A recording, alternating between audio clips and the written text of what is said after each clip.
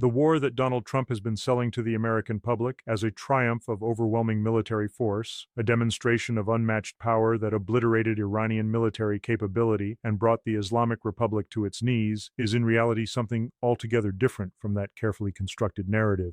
It is, when examined with the dispassion that serious strategic analysis requires, a catastrophic miscalculation whose full consequences are only now beginning to reveal themselves with the slow, grinding inevitability of a geological process.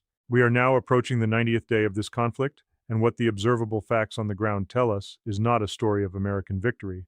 It is a story of American strategic exhaustion, regional withdrawal, and the accelerating dissolution of the geopolitical architecture that Washington spent the better part of 8 decades constructing. Understanding precisely how this happened, why it happened, and what it means for the remainder of this century is not an academic exercise. It is the most consequential analytical task facing anyone who wishes to understand the world as it actually exists, rather than as Washington's political class continues to pretend it does. Let us begin with the basic military reality, because it is the foundation upon which everything else rests. Prior to the outbreak of hostilities, the United States maintained what appeared to be an imposing military presence across the Persian Gulf region.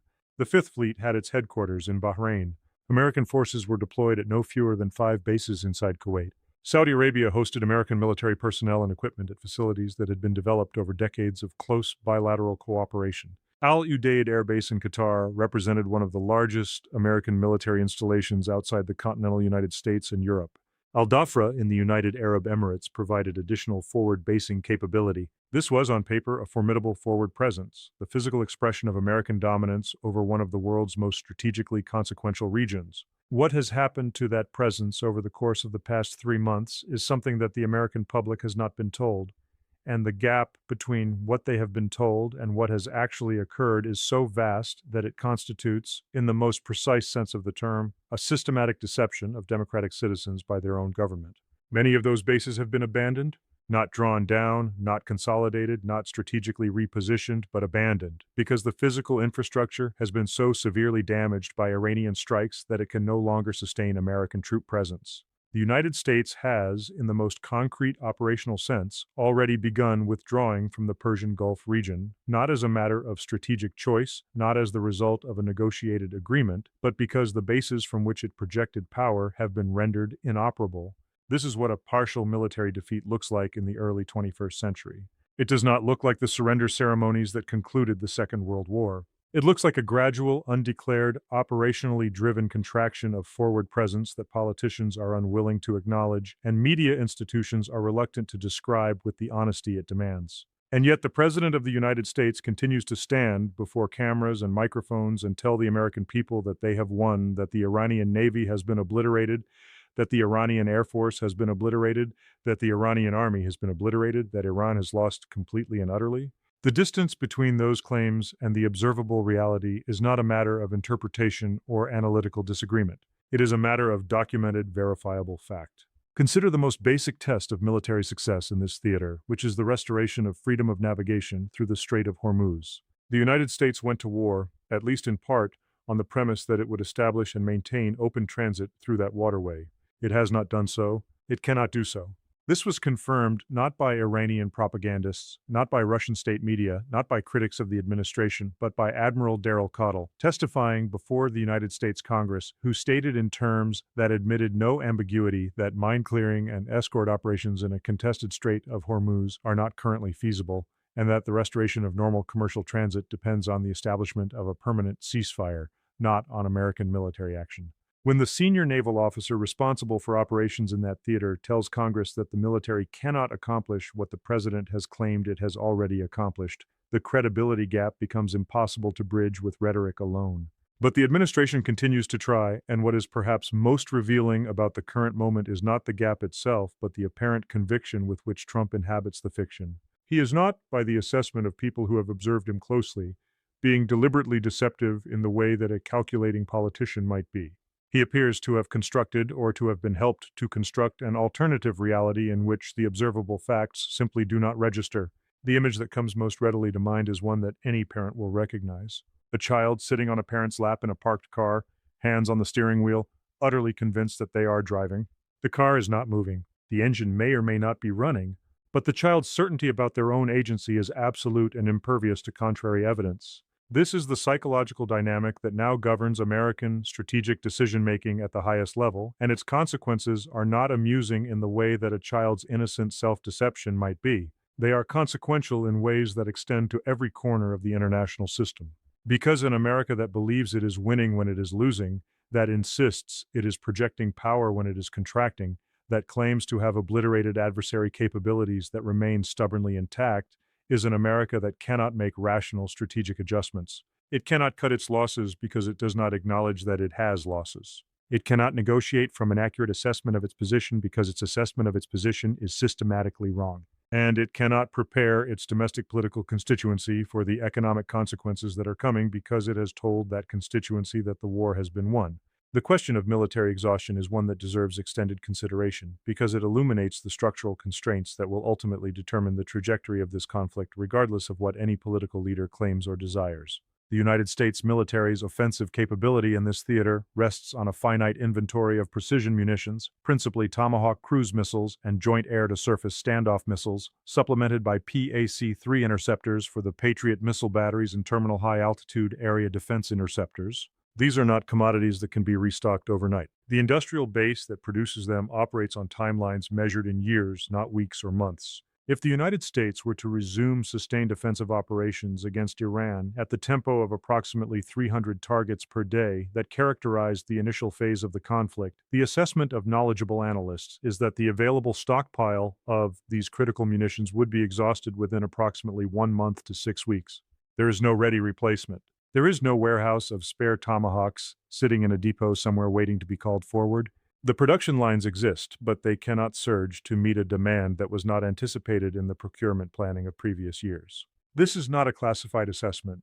It is the logical consequence of publicly available information about production rates, stockpile sizes, and consumption rates, and it was the substance of what General Dan Kane, the chairman of the Joint Chiefs of Staff, was attempting to communicate to the president before being publicly contradicted and privately silenced. What happened in that exchange between Kane and Trump is itself deeply revealing about the condition of American civil-military relations at this moment. Kane raised the ammunition exhaustion issue publicly. Trump contradicted him, publicly and dismissively. Kane, rather than maintaining his professional assessment in the face of political pressure, retreated.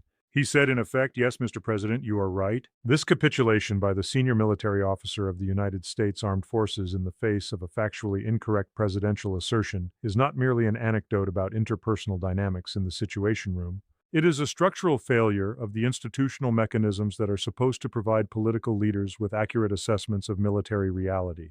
When generals tell presidents what presidents want to hear, rather than what the facts require them to hear, the consequences are not confined to a single misjudgment. They propagate through every subsequent decision because every subsequent decision rests on a foundation of false premises that no one in the room has the institutional standing or personal courage to correct.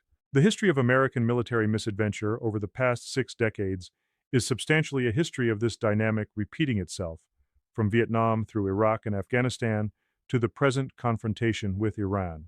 But this is where the analysis must move beyond the purely military dimension, because what is unfolding in this conflict is not simply a military failure. It is a failure that is simultaneously military, economic, diplomatic, and strategic, and the interconnections between these dimensions are what give the current situation its truly historic character. Iran's ability to sustain this conflict, to absorb 40 days of intensive American bombardment, and emerge with its military capability substantially intact, its government functioning, its population united rather than fragmented, and its strategic position arguably stronger than it was before the war began, is not a function of military power alone. It is a function of Iran's economic resilience, and that resilience in turn is a function of a deliberate, decades-long process of developing alternative economic relationships that reduce Iranian dependence on Western-controlled trade and financial systems. The Western sanctions regime that has been applied to Iran for the better part of 4 decades was premised on the assumption that economic isolation would eventually produce political capitulation. That assumption rested on a further assumption, which was that the West controlled sufficient leverage over the global economy to make isolation effective. Both assumptions have proven wrong, and the proof of their wrongness has been building gradually and is now visible to anyone willing to look honestly at the evidence. Iran shares land borders with Armenia, Azerbaijan, and Pakistan, each of which provides trade routes that Western sanctions cannot close. The Caspian Sea to Iran's north provides maritime access that operates entirely outside Western-controlled shipping lanes. Most consequentially, Russia and China made a strategic decision at some point in the recent past to simply disregard Western sanctions on Iran and pursue their own independent economic relationships with Tehran as part of the broader BRICS framework. That decision transformed Iran's economic situation from one of genuine pressure to one of manageable constraint with a visible path toward improvement. And what makes this moment particularly significant is that this path has been not merely maintained but actively expanded during the course of the current conflict. China has been flying cargo aircraft into Iran. Pakistan has reportedly opened 7 separate land routes from Pakistani territory into Iran. The Beijing to Tehran rail link, whose first deliveries were completed over a year ago, continues to operate. Iran, in other words, is not being strangled. It is being supplied. And the suppliers are the 2 most powerful states in the world that are not the United States. What most observers still fail to appreciate is that the economic consequences of this strategic reality extend far beyond Iran itself, and what is coming next will reshape the entire global economic order in ways that will be felt in every household in the industrialized world. The question of why the United States finds itself in this position, trapped in a military confrontation it cannot win, sustaining economic consequences it did not anticipate, and watching its regional alliances dissolve in real time, cannot be answered by reference to military miscalculation alone. It requires an honest examination of the political and psychological dynamics that drove the decision to go to war in the first place, and of the relationship between American foreign policy and Israeli strategic interests that has shaped Middle Eastern policy in Washington for the better part of 6 decades. The answer that emerges from that examination is uncomfortable, but it is the only answer that is consistent with the observable facts, and intellectual honesty demands that it be stated clearly rather than obscured behind the diplomatic courtesies that have for too long substituted for genuine analysis in Western commentary on this subject. This is both a Trump war and a Netanyahu war. It is not one or the other. It is emphatically both, and the distinction between the 2 leaders' motivations for wanting it and the divergence between their respective interests in its continuation is one of the most important analytical dimensions of the current situation. Netanyahu's motivations are coherent, consistent, and entirely comprehensible from the perspective of Israeli strategic interests as he defines them. He has spent the better part of 3 decades arguing that Iran represents an existential threat to Israel, that the Islamic Republic's support for Hezbollah and Hamas provides those organizations with the strategic depth and material resources that make them militarily viable, and that the removal of the Islamic Republic as a governing system would fundamentally transform the strategic landscape of the Middle East in ways favorable to Israeli security and regional dominance. This is a coherent, strategic vision, whatever one thinks of its moral dimensions or its factual premises. Netanyahu pursued it with patience, consistency, and considerable diplomatic skill, cultivating relationships with American political donors, nurturing ideological alignments with Christian Zionist constituencies in the Republican Party, and waiting for a moment when American domestic political conditions would make a president susceptible to the argument that American and Israeli interests in confronting Iran were identical. Trump was that president, and the reasons for his susceptibility are worth examining carefully because they illuminate the structural vulnerabilities in American democratic governance that made this war possible. Trump's relationship with the Zionist donor community, with figures like Miriam Adelson and Bill Ackman and others who have channeled enormous quantities of financial resources into his political campaigns and into the Republican Party more broadly, created a set of financial and political obligations that Netanyahu understood how to exploit.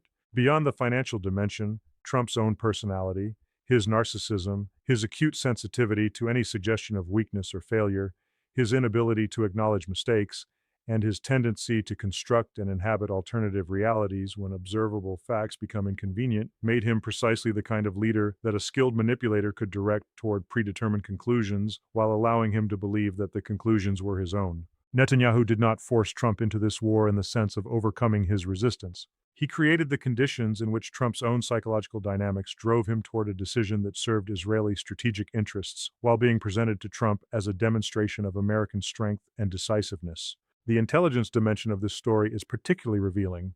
The Director of National Intelligence, the CIA, and the broader American intelligence community were not, by the available evidence, telling Trump that Iran was on the verge of nuclear weapons capability or that the Islamic Republic was teetering on the brink of internal collapse. Quite the opposite. Joe Kent, the administration's own chief of counterterrorism, resigned over what he characterized as the fundamental disconnect between the intelligence picture and the policy being pursued, noting explicitly that Iran posed no imminent threat to the United States. The CIA's briefings to Congress, by public accounts, were not repeating Israeli propaganda. They were providing an accurate assessment of Iranian missile capability as substantially intact and robust, of Iranian domestic unity as genuine rather than superficial, and of the Iranian government as functional and resilient rather than fragile and vulnerable.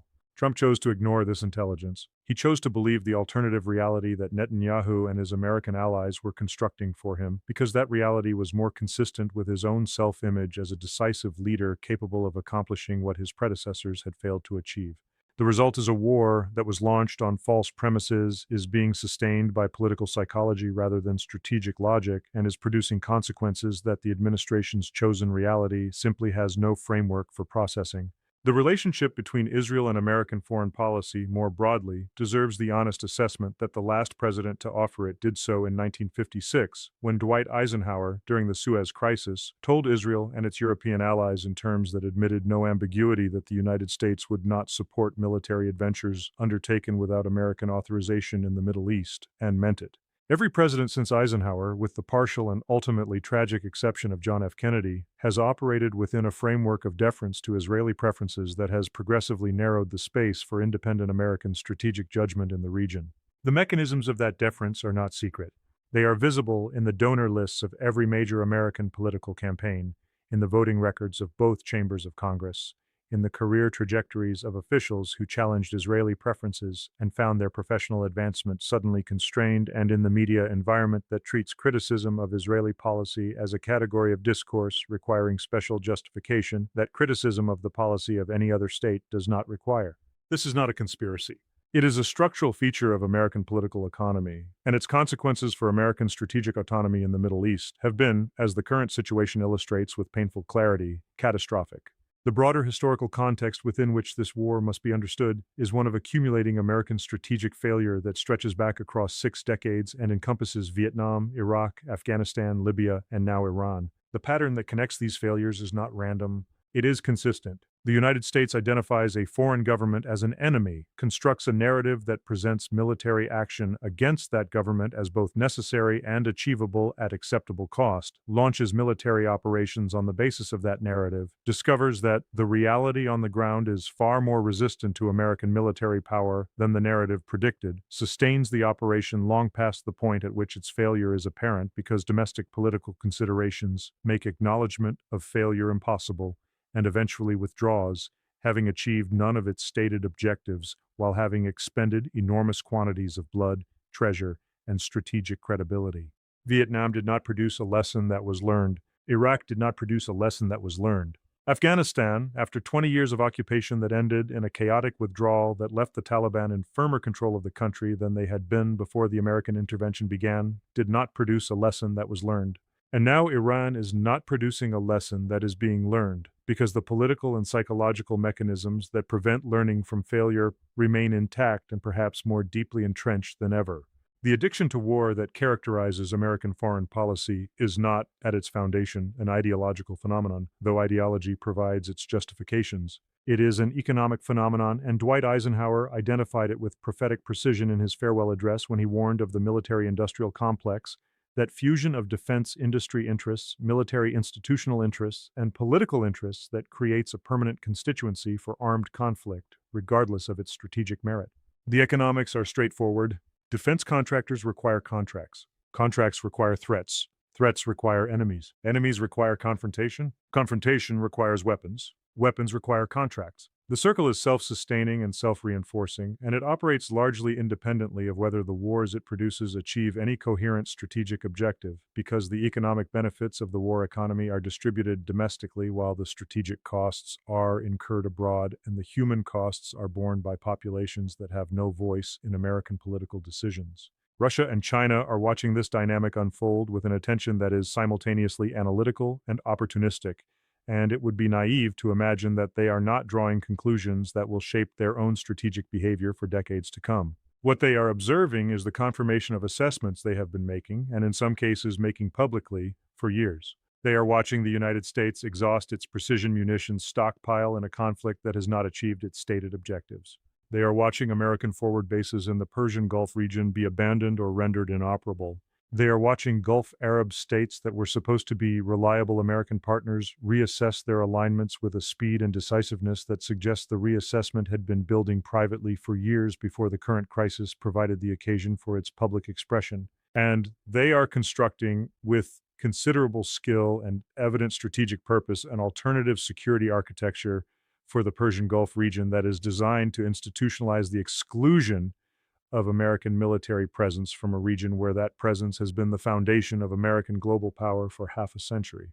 The alternative security architecture being developed by China and Russia, with Pakistan playing a particularly active role as a facilitating intermediary in the negotiations with Gulf Arab states, is not merely a diplomatic initiative. It is the political superstructure being built on an economic foundation that has been under construction for years. The BRICS framework, the cross-border interbank payment system that China has developed as an alternative to the Western-controlled SWIFT network, the bilateral currency agreements that are progressively replacing dollar-denominated transactions and trade between major non-Western economies, the Beijing to Tehran rail link, the 7 Pakistani land routes into Iran, and the broader network of energy and commodity trade relationships being developed between Russia, China, Iran, and the Gulf states.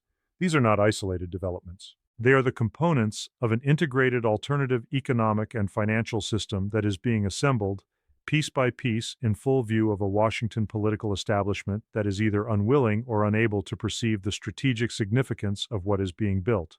The petrodollar system, whose integrity has been the structural foundation of American financial power since the early 1970s, is being directly challenged by Iran's insistence that ships transiting the Strait of Hormuz pay their tolls in yuan or Iranian rials rather than dollars, and by Russia's announcement that it will accept payment for its energy exports in yuan. These are not symbolic gestures. They are the early, tentative steps of a process that, if it reaches maturity, will fundamentally alter the economic basis of American global power in ways that no military capability can compensate for. The strength of the dollar has never rested primarily on the productivity of the American economy or the soundness of American fiscal management. It has rested on the structural necessity of dollar-denominated transactions in global energy markets and on the willingness of sovereign states to hold their reserves in dollar-denominated assets because the security guarantees that came with those assets appeared to be reliable.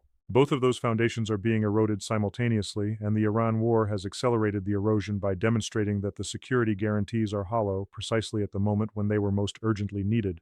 The midterm elections that are approaching on the American political calendar will provide the first domestic political accounting for the strategic, military, and economic consequences of this war, and the assessment of serious analysts is that those consequences will be severe enough to produce what one might describe as a political earthquake in American domestic politics. The economic manifestations of the war, the inflation driven by energy price disruptions, the supply chain failures driven by the closure of Persian Gulf commodity exports, the financial market instability driven by the erosion of confidence in dollar-denominated assets will not be fully visible to American consumers in the immediate term, but they will become progressively more visible over the months between now and November, and when they do, the political attribution will be inescapable.